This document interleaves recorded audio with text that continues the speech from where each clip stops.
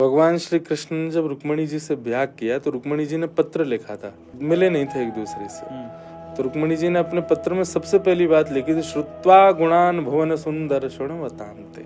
और भगवान श्री कृष्ण को एक ब्राह्मण पढ़ के सुना रहा है रुक्मिणी जी का पत्र। तो भगवान श्री कृष्ण ने जब पहला शब्द सुना, 7 श्लोक लिखे थे, पर पहले श्लोक की पहली पंक्ति सुनते ही ठाकुर जी खड़े हो गए, ब्याह तो इन्हीं से ही करेंगे। तो ब्राह्मण बोला, पहले पूरा पत्र तो सुन लीजिए, 7 श्लोक है। बोले आगे के सब पत्र सुनते रहेंगे, पर मन में बैठ गई है इसी से ही करना है ब्याह। तो ब्राह्मण बोला, ऐसा क्या है पहले भाव में?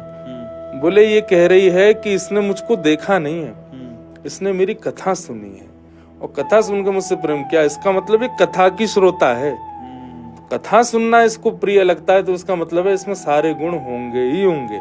क्या बात। तो वहीं से हमने ये लिया कि जो भी आवे उसको कथा से तो प्रेम हो, मुझसे भले ही ना हो पर कथा से तो हो। दूसरा, हम बिना ब्याह के ही एक बालक के पिता हैं। पिता तो नहीं हूँ, सखा भाव रखता हूँ, पर है तो छोटे से, ध्यान तो बालक की तरह रखना पड़ता है जी जी। तो बिना ब्याह के एक बालक है, तो उनको स्वीकार करने वाली होनी चाहिए, जो उनकी सेवा कर सके, उनका भाव रख सके। क्योंकि इकलौता हूँ घर में, तो माता पिता प्रसन्न रहें, ऐसा भाव रखे बस। आप कैसे 3 गुण चाहते हैं जो आपकी भाग्यश्री हो उनमें?